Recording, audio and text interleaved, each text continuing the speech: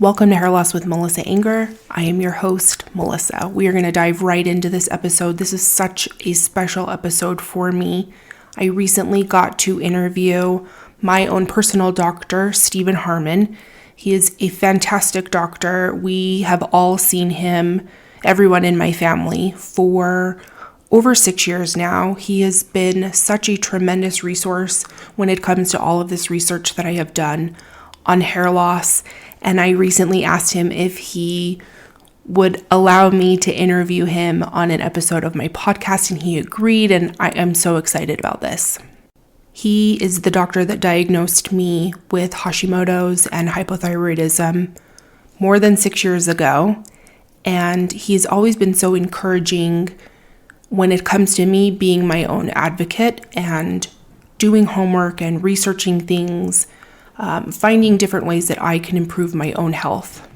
And him and I both agree on how important it is to try and establish a good working relationship with your doctor when you are going through hair loss to help you get to the bottom of what is going on.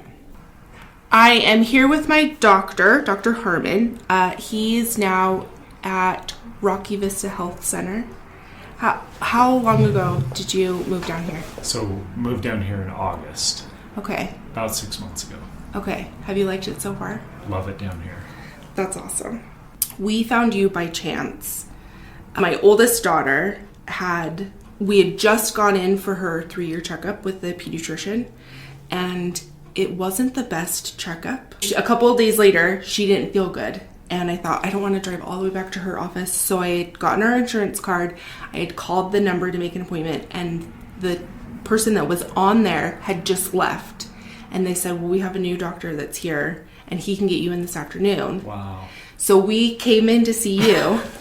And my oldest daughter is a Scorpio. Like, she lives up to that. She's very reserved, very careful, like who she shows her true self to.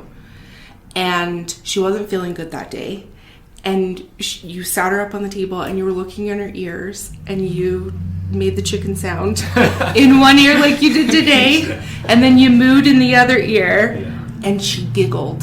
And it was like, oh my gosh, we found a new doctor. And then you said, I'm not going to be in the office tomorrow, but I'll be at home. And if she's not feeling better by tomorrow, call the office and they can get a hold of me at home if you need to talk to me. And it was seriously like, what? Are you serious? That's a real thing that happens? Instantly, I, as a mom, was like, okay, I just found a new doctor. And I had even asked you, because I was pregnant with my youngest at the time, do I even have to see a pediatrician? Can we just come and see you? And so we've all been seeing you ever since then. And we've had so many experiences like that ever since. Like, I had a bad case of strep throat one time. You had called to check on me at home a couple days later. Doctors don't do that. Like, that blew my mind. Yeah. And then when I had my abscess, we came in to see you, and you had looked at me sitting on the couch in the lobby, and you're like, you are not feeling good. And you had looked at my throat when we were in the lobby, and you're like, oh my gosh, that's an abscess. Come back here. You pulled major strings and got me into the ENT. Like, you've just blown my mind as to any expectation or thought that I've ever had as far as a doctor goes. You've gone above and beyond that. We've always appreciated the type of doctor that you are. Oh, thank you. How long have you been practicing medicine for? So I graduated from residency, and that's where I'll kind of start where my individualized practice was, and that was about seven and a half years ago. Okay. But being in medicine, of course, in medical school, you're around medicine for 4 years, 3 years of a residency, but on my own, about 7 years. Okay. Was this something that you always wanted to do? Like being in medicine, you mean? Yes. Probably since I was about 20, I think is when I decided I would do medical school. Okay. No, it was, I take it back. It was before that. I was in high school. Can I tell the story? Yeah, absolutely. So when I was younger, my parents, when I was in junior high, I remember them telling me, you should grow up and be a physical therapist.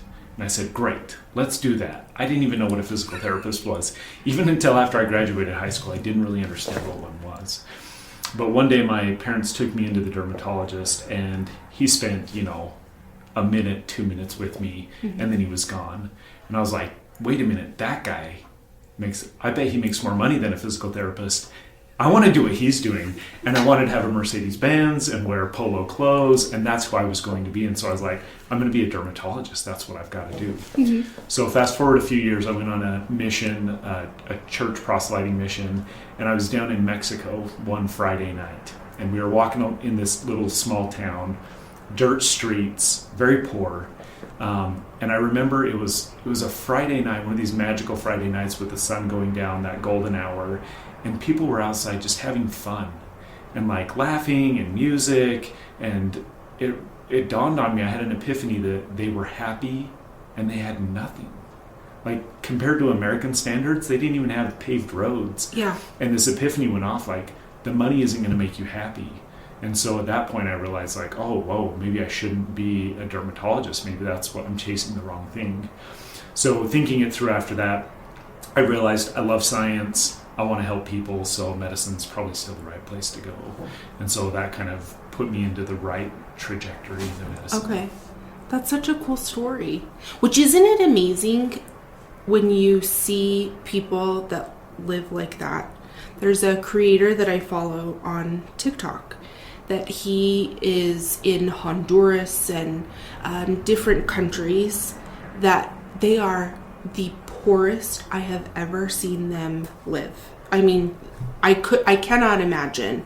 They'll show you their daily or like what they have for the rest of the week of food, and it will fill up like a 2x2 section of a table. That's wow. all the food that they have. Yeah. And they're so happy to have these people there and let us cook you a meal to show you how thankful that we are that you came to see us. That's all the food that they have left, but let us feed you.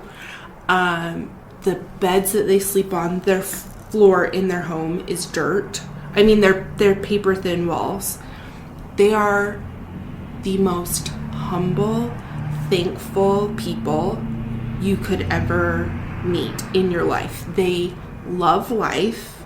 They're so thankful for what they do have, but I'm always in tears watching it because it's like, oh my gosh, I live like a queen compared to you. So that's so neat to me that was your realization of where you wanted to go with all of this. Yeah.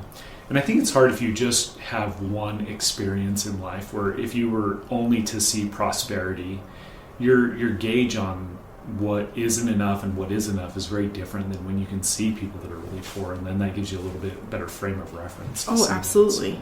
You've always been so good at explaining things. My bestie Sarah and we have always joked about, okay, if we're having any sort of symptom and you get on the internet, instantly it's like, oh my gosh, I have a brain tumor. Like, that's what it is. Cancer. Yes. Always cancer. You have always been so good at, okay, if you truly had this, I would be looking for this symptom and this symptom and this symptom, and I don't see those, so I don't think it's this.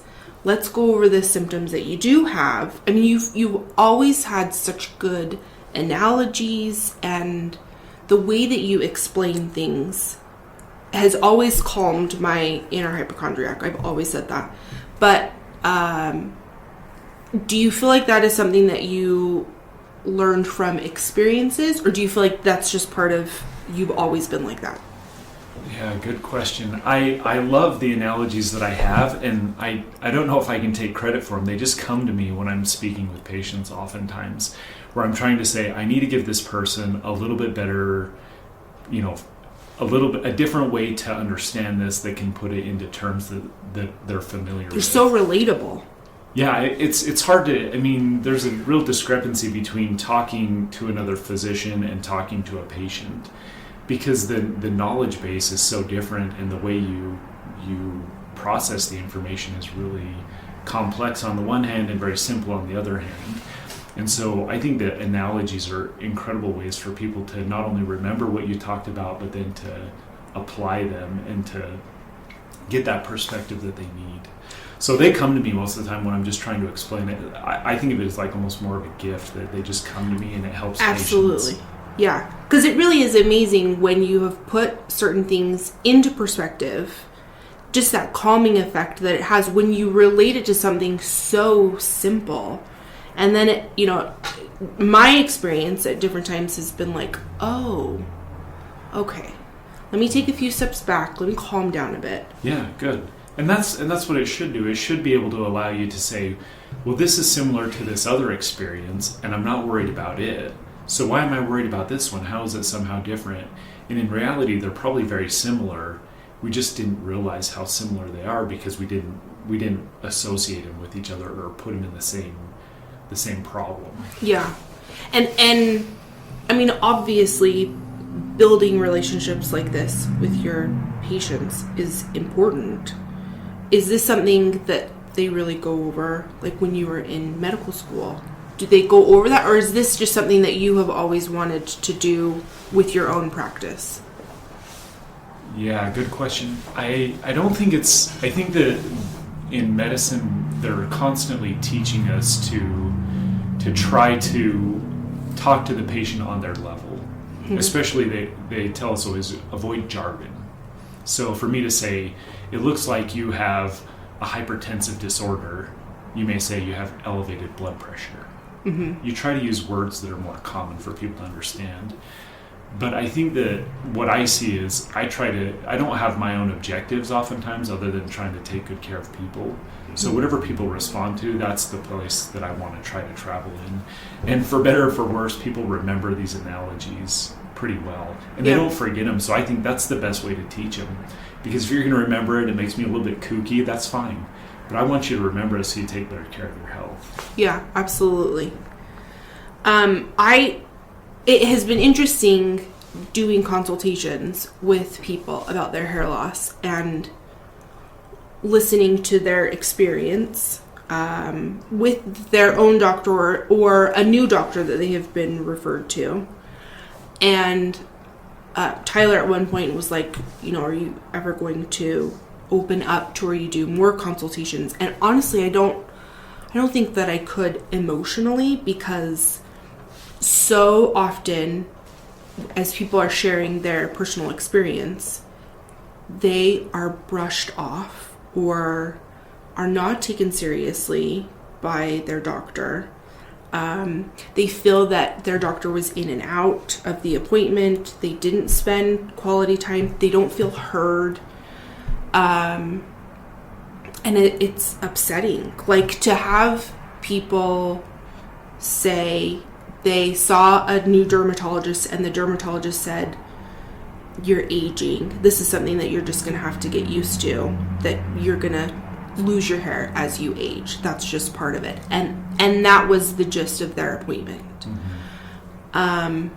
And I feel like along the way, and maybe this is something that has always gone on, but more something that I'm just paying more attention to ever since diving more into hair loss, is there can be this,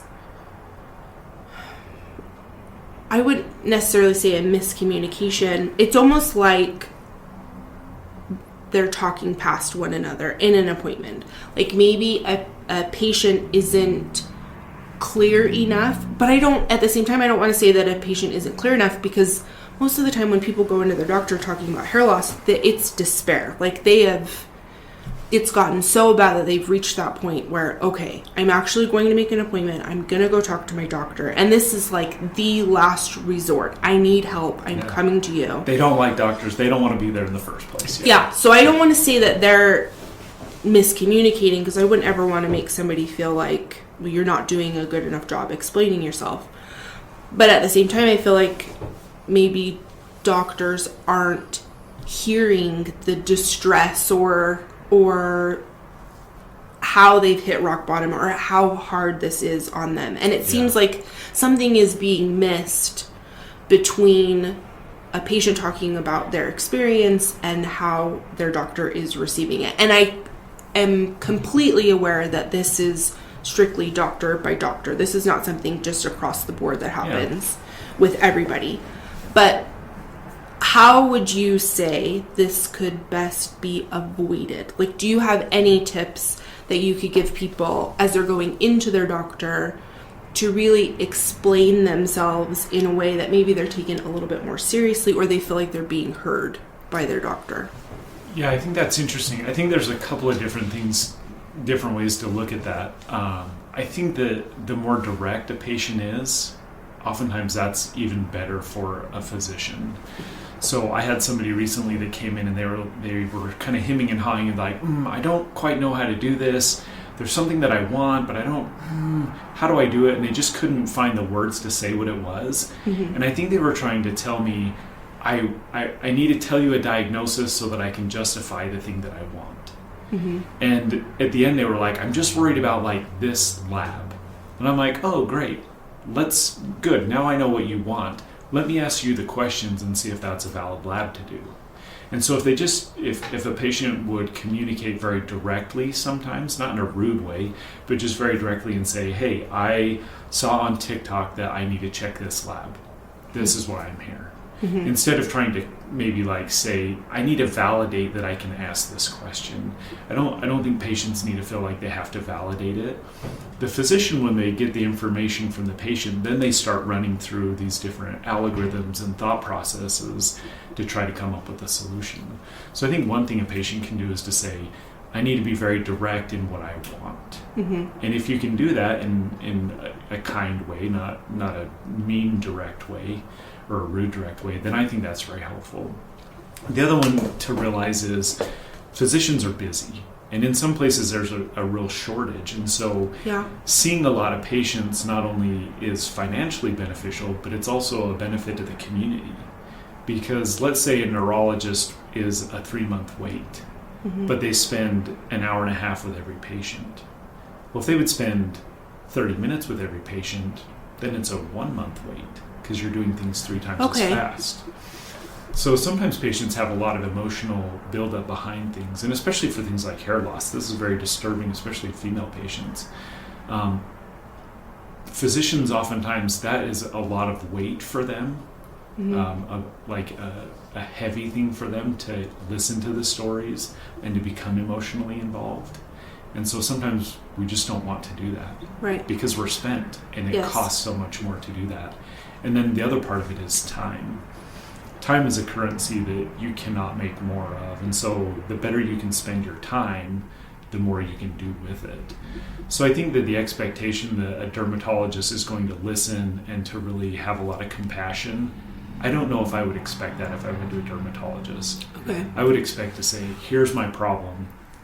What do you think you can do to solve it? And not that the dermatologist doesn't care about it. I think if they had all the time in the world, they would spend it with you. But just because the time is so valuable, they want to move on and tell you, here's what I think, I'm moving on to the next person. Yeah. If I have a solution, I will give it to you. If I don't have a solution, we probably just don't have one. Yeah. Which, that has even put things in perspective for me. I've never thought of it that way, that if they spent more time, they would be booked further out. So if their appointments are shorter, then they can get more people in. Yeah. And then the wait time isn't as long. Yeah, if you think about it, like, there's a shortage of physicians, but when I go, I want more time. Like, you're creating a problem. It can create a problem when you spend too much time with a person. Right. And in all reality, most physicians, they're making decisions so fast that as you're talking, they may already have the answer to what they're going to do before you even finish, because of specific things that you say. And this is part of the training for physicians. We take time to test.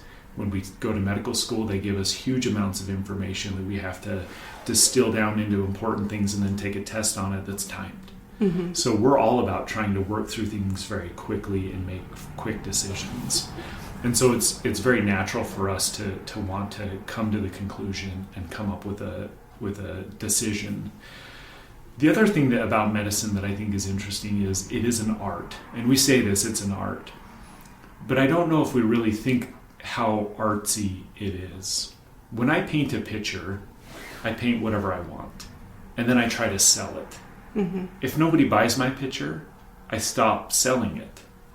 That's scientific. If I'm a true artist, I paint whatever I want and I don't care. Yeah. So in medicine, when I'm coming up with a plan with the patient, we may come up with 3 different options. They can pick one. The science of it is, let's try this one, give it a certain amount of time, see if it worked or not, and then come back and let's see what happened. And that's how the scientific part of it really works.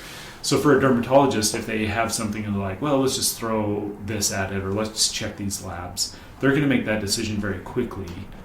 But the science part of it is the follow-up. And so a lot of times that's almost more important, is following along in time to see what the results are of your decision. Yeah, which you and I have talked about that as far as hair loss goes, trying to get to the root of what the problem is. Sometimes it's that process of elimination. Yes. And this is something that I feel some people know, but not everybody knows this. But like, if I were to come to you and say, okay, I have all of these symptoms, I think maybe my iron is low. So we check my iron. Sure enough, I'm iron anemic. You give me your recommendation for an iron supplement, or maybe even a prescription. Or maybe it's so low that I need to do iron infusions. Mm-hmm. So I do this for a specific amount of time. How can we talk about how important it is to come back in and recheck levels? I think that is one of the biggest things that gets missed when somebody's been diagnosed with, okay, your vitamin D is low, you are iron anemic, you have certain deficiencies.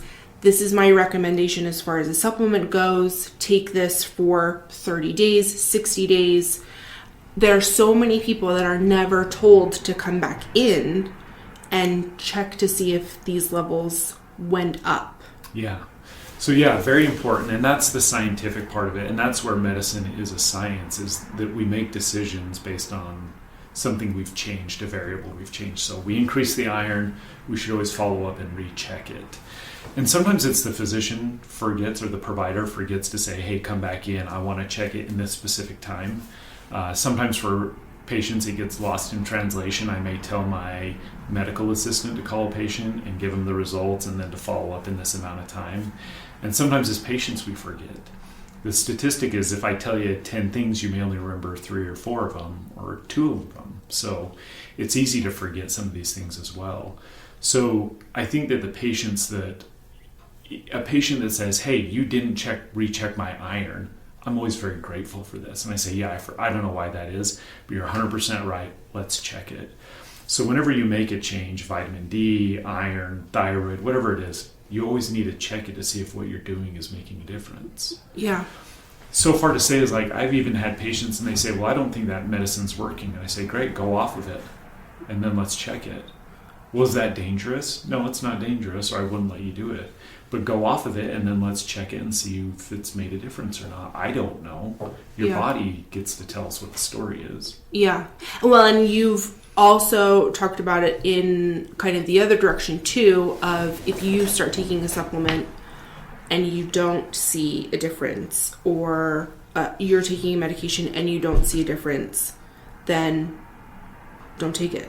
Yeah. And I don't know that people, I think in general this is a normal thing. If you were to say, I'm going to take a vitamin, I'm not feeling really great, you don't make a benchmark as to what you want to see out of it. So for example, I'm not feeling good, but what isn't good? I'm not having enough energy. Well, how do I measure that? I'm feeling tired at 5 o'clock in the afternoon instead of 7. Okay, now I have something that I'm going to measure. Let's go on the supplement, and now I got to pick a time. 3 weeks, 3 months, 3 years, whatever it is. Then I say, okay, cool, maybe in 6 weeks, I need to set an alarm in my phone and reassess it and say, do I have more energy after 5 o'clock? Okay. But so often when you're buying a supplement or starting a supplement, you don't like build this plan and structure like, right, you just start taking it. What's my goal? It's like, I don't feel good, I need some help. Let's make this happen. Yes. But if you can do that, you'll be able to see a lot more of it. And that's what I feel I do as a scientist. The art part is picking something. The science is making sure that you're honest about what you're doing and be able to get some kind of result out of it. Okay. So when you talk to a patient and you kind of give them a game plan of, okay, this is what we're going to work on. We're going to try to bring your iron levels up. Mm-hmm. Typically, what is your time frame that you have them supplement something before they come back in and have blood work redone? And this is like a great question, because if you were to say, how fast does it change? Everybody is a little Everyone's different. Yeah, so, and even if you look in professional resources, some will say 3 weeks maybe, some will say 3 months. Mm-hmm. And so there again, it's like, that's art class, pick a time, and then know when it is. I typically think to myself, our body can do incredible things in 6 weeks. I can heal a broken arm. Most things will get better after a surgery in about 6 weeks. If I'm giving iron, I want to see it in about 6 weeks. You could check it in 4 weeks. It could be 3 months. There isn't really a right or wrong, but rechecking it is the right thing to do. Yeah. Which it really is interesting how I've had some clients that, will go over certain levels, and, my doctor said that I was low in iron or low in vitamin D, and okay, did you start taking an iron supplement? Did you start taking vitamin D? Well, no. So they'll start. And there are some people in 3 weeks, they have all of this new little hair that's growing. And then some people, they go 4 months and they don't notice any type of a change, or it's very minimal. It really is interesting how it varies person by person. And I feel like this is something that I have to get past. Like, I feel bad for people that they're legitimately working to try to improve things, to try and improve their hair loss. But if they fall into that category of somebody that it might take a little bit longer, you kind of end up with like, I know, I'm sorry. You're just going to have to stay consistent and be patient. But you and I have talked about this too, how, and I'm going to butcher this. You explained it like, okay, you have this category of people and you have this category of people. And then you're always going to have a category of people that's a bit of an unknown. Like, we don't know what exactly is going on. Yeah. And I was talking with our office staff about this earlier this week, and I mention it frequently. There are 9 billion people in this world, and we have more or less 2 types of diabetes. We have more eye colors than types of diabetes. Like, that seems totally outrageous to me. Yeah. So there are so many different little variations on things that sometimes people get frustrated. They say, I prescribe a medicine, I say, this is going to help you. The studies tell us that this helps you. But you may be that person that's an outlier. Your genetics is a little bit different. I mean, with 9 billion variables, that's a lot of different people. Yeah. So some people will respond really quickly to iron, and that's what it is. And some people, they will respond to iron, but maybe really slowly, and some people won't respond at all. Mm-hmm. And that's really, really hard, because we all want results. Right. And we want them fast. Yes. I give people this option. I say, I got a group of teenage boys, and I'm going to offer them a free car. Mm-hmm. A Prius or a Ferrari. Mm-hmm. Which one do you want? They'll pick the Ferrari. Mm-hmm. But why? Not because it's faster. That's exactly right. If the Prius was as fast as the Ferrari, they would take it. If it was a Tesla, I don't want a Prius. If it was a Tesla, it would be faster than a Ferrari, right? So then now we want the Tesla. So it's the speed of things. Even though the Prius makes more sense, it's practical, mm-hmm. it's long term, mm-hmm. we like the Ferrari because we want to see the change really fast. Yeah. And so for hair and skin things, it's really hard. When I start somebody on acne treatment, I tell them, okay, when are we going to judge if this medicine's working or not? Mm-hmm. And they're like, oh, I don't know, a couple weeks. Sometimes people say, I don't know, a few days. And I say 3 months. Oh, gosh. You need to wait 3 months to see if this is right or not. Like, if I get a really good tan in the summertime, it doesn't disappear in a week. Yeah. Our skin, that inflammation, that redness is not going to go away overnight, but we don't want to be patient. No. I don't want to use something today and check it in 3 months. Another great one, birth control. Mm-hmm. I'm going to put you on a birth control pill. Well, a cycle comes once a month. That's kind of like a day. Mm-hmm. So after 6 months, we've had 6 cycles. Mm-hmm. That's like 6 days of a regular medication. That's a long time to wait to see if it works or not. Mm-hmm. We hate that. Yes. It's not a Ferrari, that's a Prius. Yeah. And Priuses are fine. They have their own benefit, but you have to think about it in different contexts. Yeah. Okay.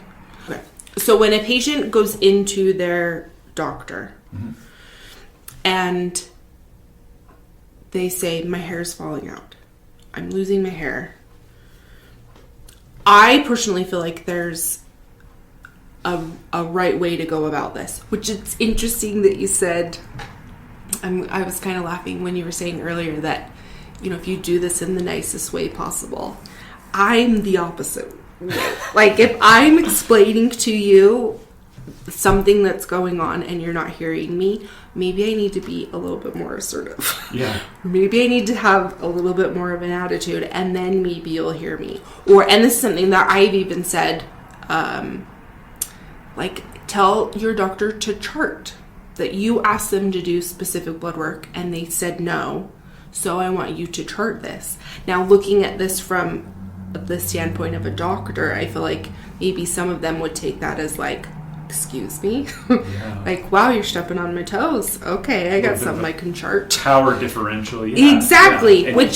And ego and all things can get in the way there. Yeah. Right, and that's the thing. It's like, I feel like some doctors can fall into the category of like a used car salesman, where they're just very.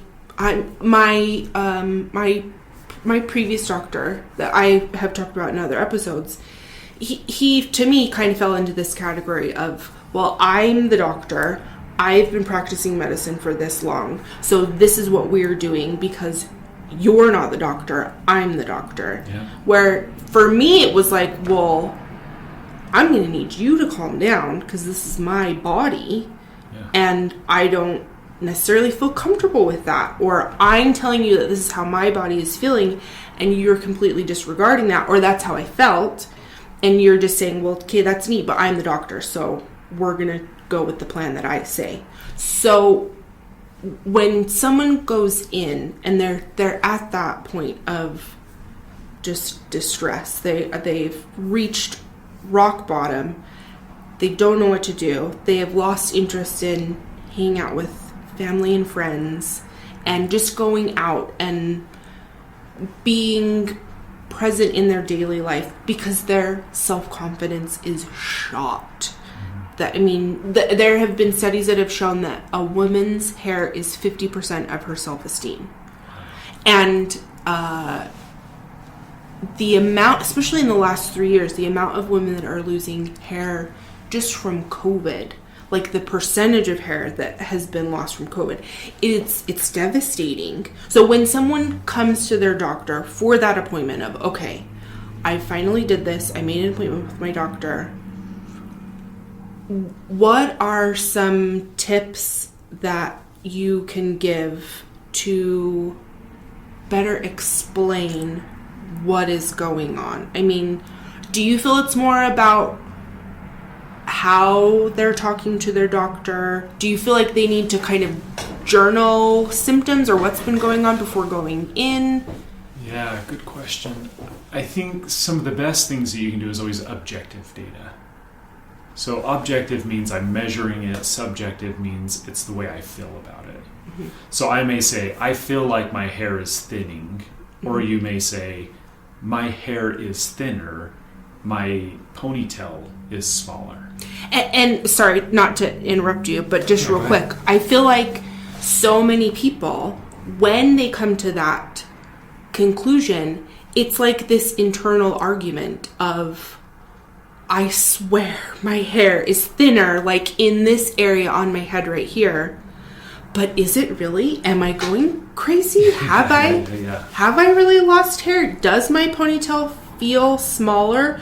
So in kind of that, like their defense, I feel like that is coming from a point of like, oh my gosh, I feel like I'm losing it, but maybe I'm not. I don't know. I'm coming to you for help. What do you think? Right, so with hair, really hard. And many times women will say, I'm just pulling my hair out in gobs. Yes. And as a physician, you're just like, I don't know if this is like an exaggeration. How was it before? Are you just paying attention now? Is it a real thing?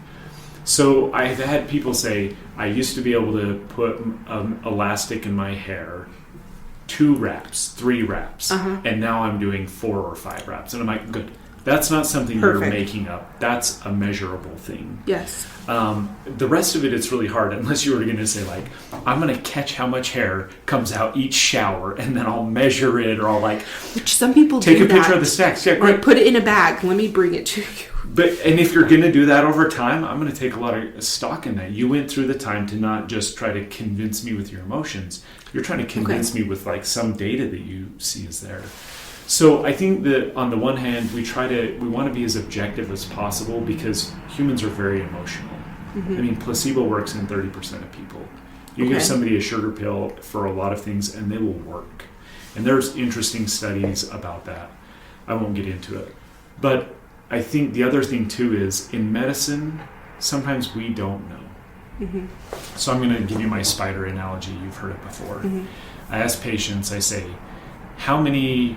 Let's name all the... We're in Utah right now. Let's name all the deadly spiders we can in Utah. Which we've done this before, and I think I could only name like 2 or 3. Which I always just give people the answer, because I'm putting you on the spot, so it's not fair. So, brown recluse, a hobo spider, and a black widow. I don't know any other poisonous ones, like, really in North America. Okay, let's name all the other spiders we can that are here in Utah. And we're in a desert, so there's not as many as other places. You have, like, tarantulas, daddy long legs, the weird jumping ones. The red ones, the furry ones. Yeah, the weird white ones, the weird brown ones, right? So usually we get to, like, okay, we've named, like, 10. And then I say, how many spider species are in Utah? No one knows. There's over 300 because we don't really know. But the point of the exercise is, I can tell you which ones will kill you or are deadly. I know which ones are common. The rest of them, I have no idea. But they're not common, they don't kill you, so I don't care.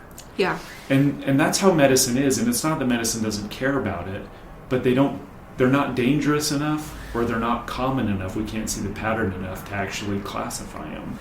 And hair loss fits into this perfectly. Because if you come in for hair loss, you're probably going to get iron levels, thyroid. That's it. And we're going to move on. We're going to send you to dermatology, say it's stress, say I have no idea, and we move on. And it's not because the doctor doesn't care. We don't have a whole lot more. And that's where you and I had conversations of saying, people are going to come to you with hair loss, and you're getting into the weeds, and you should be able to identify specific types of people that fit into different categories. And I even said you can even make it up, and it's like the Melissa rating, and you have hair loss type A, MA, which is type A, Melissa group A, Melissa group B, MBs, and you can make up whatever you want, because now you're getting into those spiders that aren't very common, and you're going to start classifying them. Yeah. And so when you come in for hair loss, realizing if it isn't iron and if it's not thyroid, we probably don't have a whole lot for you. And that's not, again, this is medicine just not knowing enough. Right, yeah.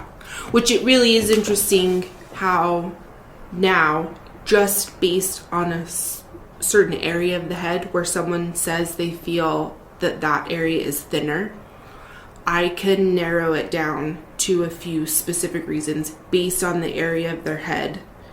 And there have been so many people that will go into their doctor and say, okay, I'm losing it around my hairline. I think it's either a vitamin deficiency or my cortisol levels. And their doctors have been like, where are you getting that from? Then there are so many doctors that are like, well, who's this? How come you're not having her do your blood work? Why isn't she helping you with it? How come you're coming to me then? Why do you need me? Yeah, if you know so much, why do you need me? Yeah. But it's coming from consultations and keeping track of what everybody has said. Like, I ask the same people, or I ask every person the same questions. And so being able to categorize everybody in, okay, this person has experienced hair loss in the crown of their head. Their vitamin D was low. Their ferritin was low. Right. Drawing patterns, right? Yes. That's what you're looking for. You're doing that objective data.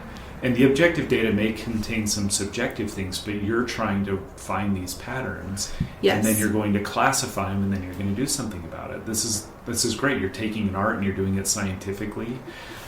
Though I would say in defense of the physicians and the providers, when someone comes in and they're like, do these labs for me, I'm always like, it's a little more complex than that. Right.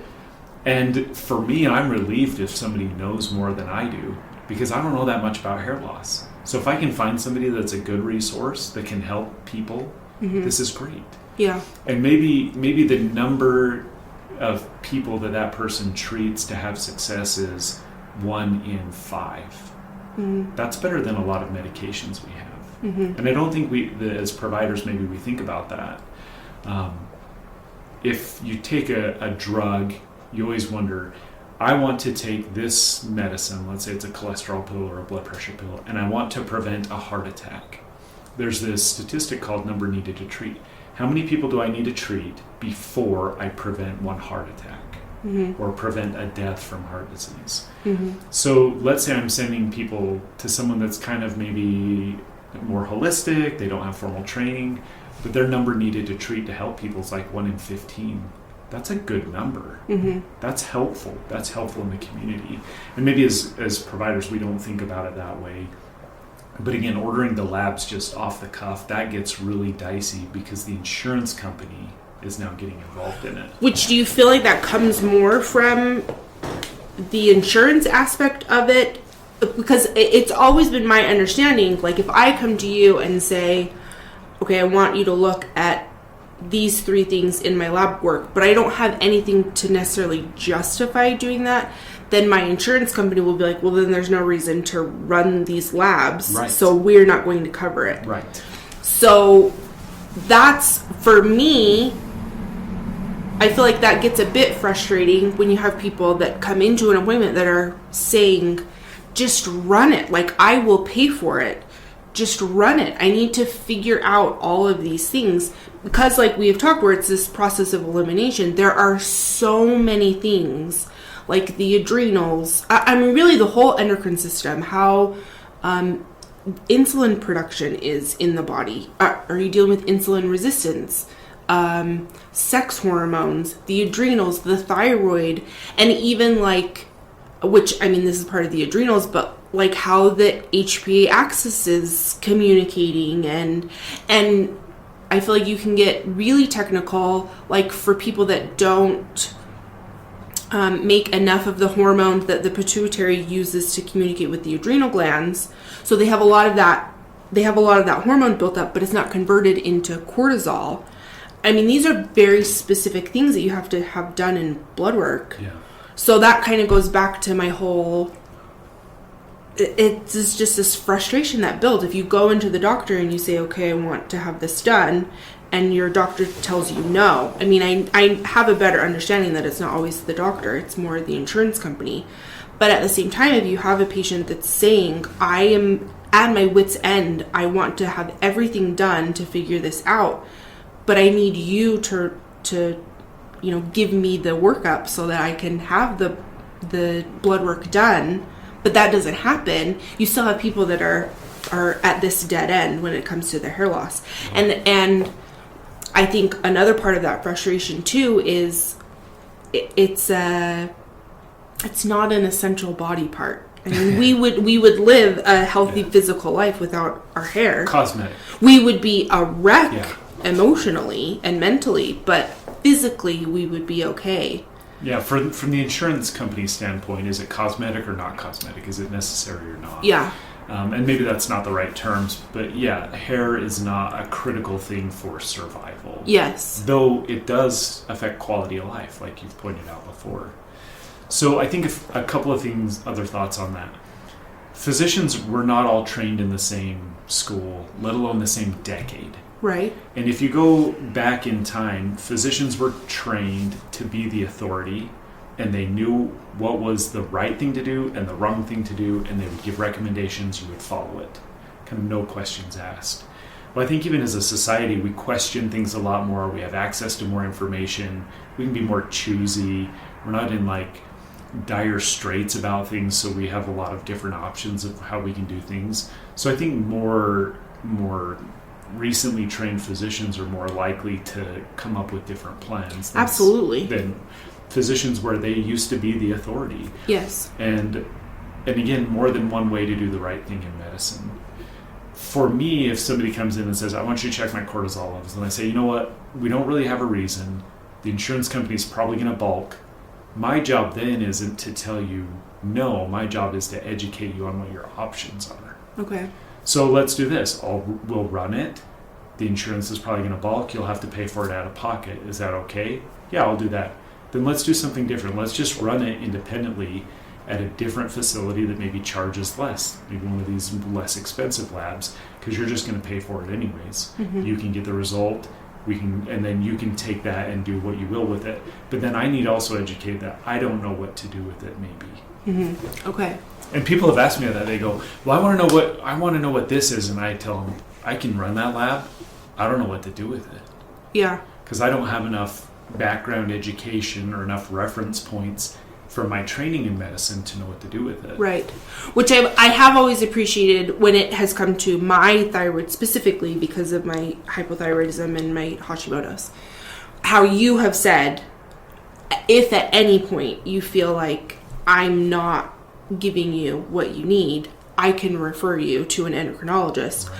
But at the same time, I feel like you've been so good at, let's look at this from every angle that we possibly can and go over everything rather than, well, let's just go by textbook rules here and we're going to treat it this way, and if you don't see any type of positive result from this, then I don't know what to tell you.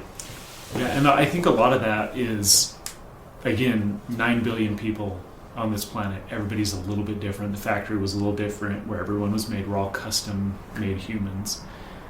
That when we're treating some of the hormone things, we have to realize that the body is going to respond and tell us the right place. Mm-hmm. Like if you were to say, what's the right level of thyroid hormone for me? I don't know. That's where we have to check it. Your body will tell me. Yes. Right? So I don't pretend to know more than the body, but I just know, let's try this and see what the body will do us. And there's more than one way to get there. Yeah, absolutely.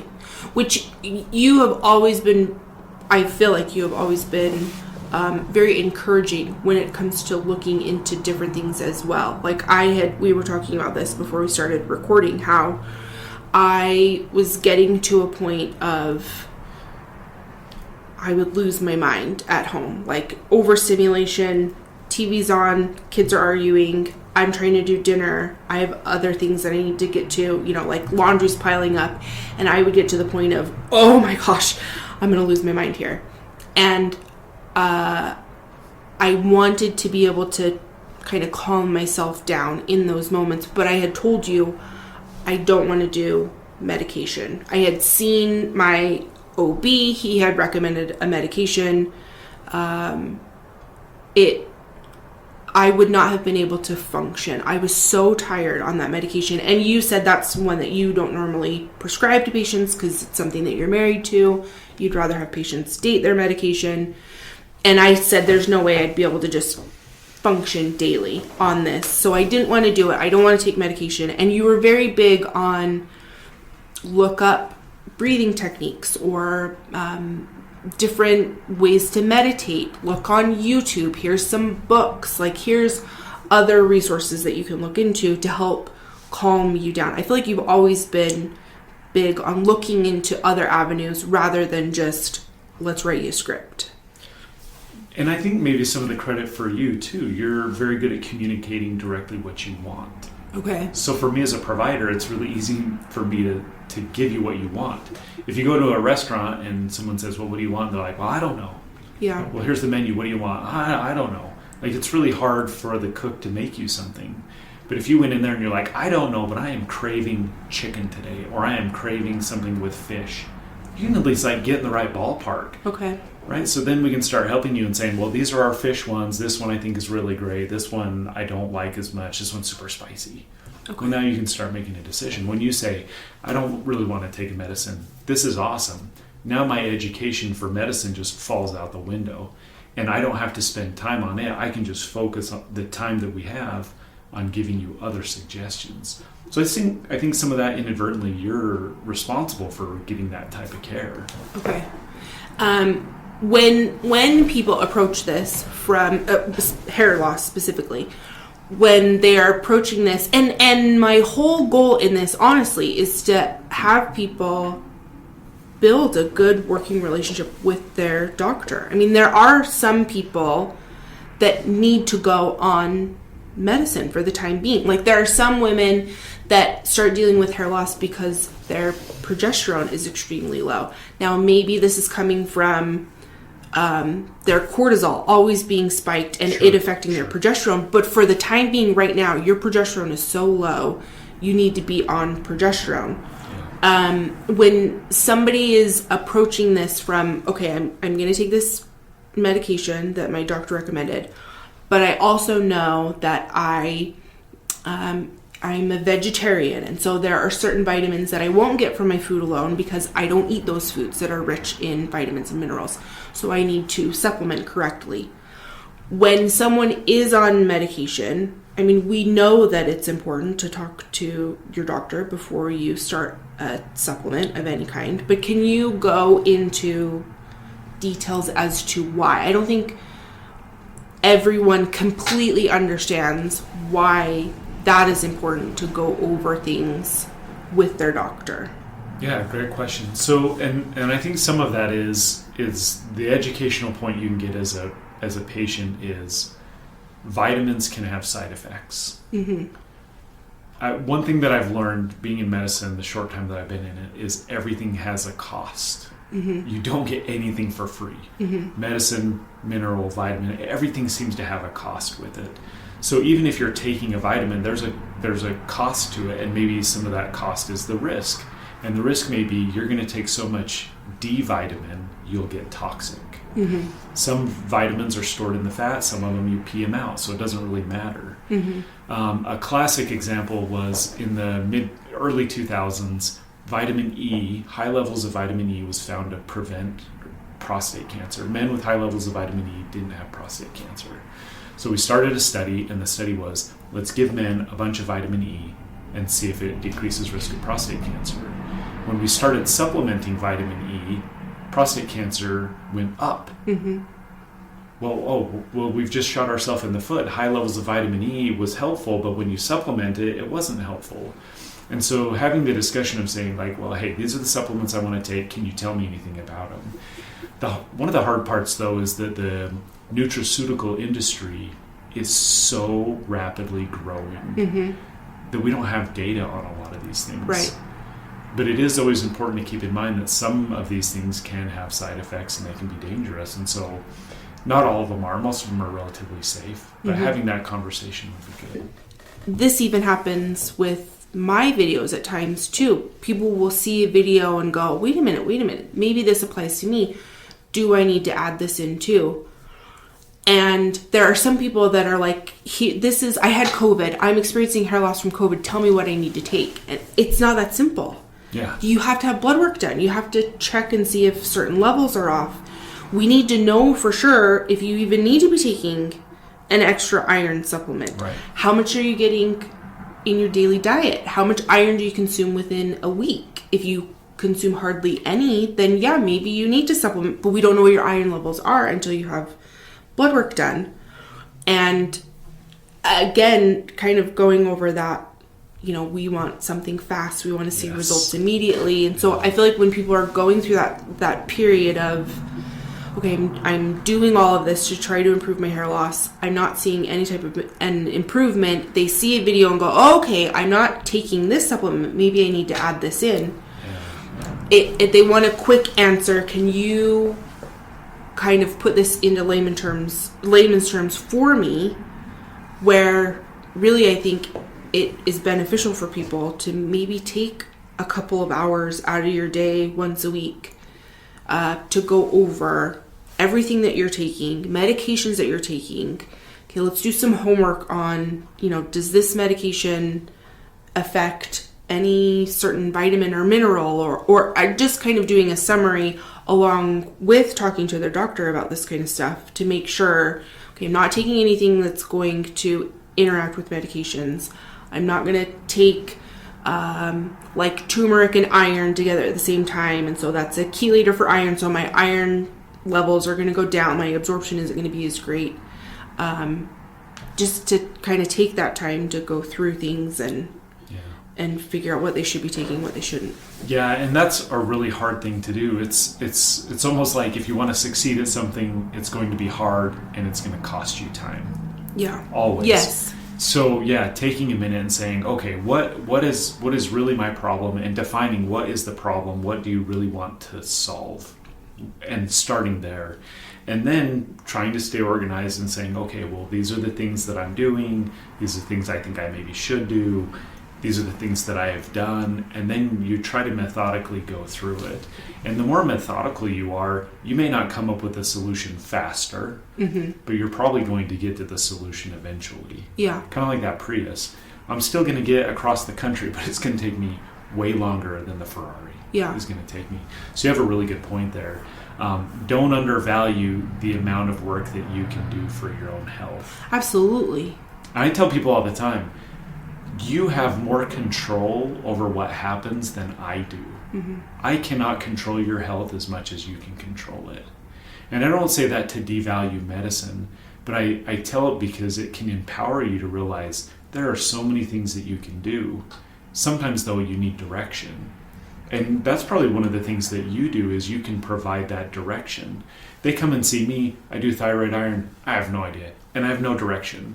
Right. But they can see you and you can like start saying, okay, let's slow down, let's create a plan, and let's start working through that. Invaluable, right? To help guide through it. Which there are some consultations at the end of it. It's like, okay, I don't feel like I've given you a definitive answer, but here are 3 different things that I think it would be beneficial if you focused on and did some homework on, and maybe talk to your doctor if you need to talk to your doctor. You didn't have this checked in blood work.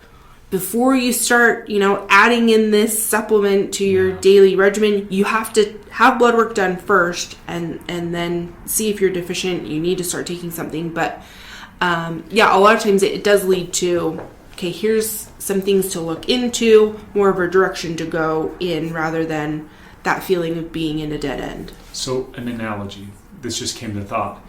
If I'm making cookies, and I'm making chocolate chip cookies, and I've got enough to bake a few sheets of cookies. I bake the first ones, I throw them in the oven, I'm like, something's not right. So I add some more flour, and then I make some other ones, and I throw them in the oven, and I'm like, something's not right. So I'm going to put more chips in it. I probably should just like slow down, wait till the first batch is out there, try one of them when it's cooled down, and then bake more. Right? And then change your recipe. Yes. But I think so often we're just like, I think I know what's wrong. Let's just do something. Yes. And I want something to change. I'm guilty of that myself. I think it's a human thing. It's not a bad person thing. It's just part of being human. And trying to slow down and be more methodical is a very challenging thing to do. Yeah, absolutely. Absolutely. Thank you so much for doing this. Yeah. This means so much to me. When I mentioned it forever ago and you were like, oh... yeah, I don't know. I really appreciate this. Yeah, hopefully people can understand and navigate medicine to make it work for them better. Yes, absolutely. And if they can, that's really what I want. I want people to get good care and to be able to take good care of themselves. Always measuring, like, medicine should be improving quality of life. Yeah. And I appreciate you letting me be on here. This is so great. I wish you the best of luck. I think what you're doing is awesome. I'm glad I have a resource. So. Oh, you're so nice. Okay. Awesome. Thank you.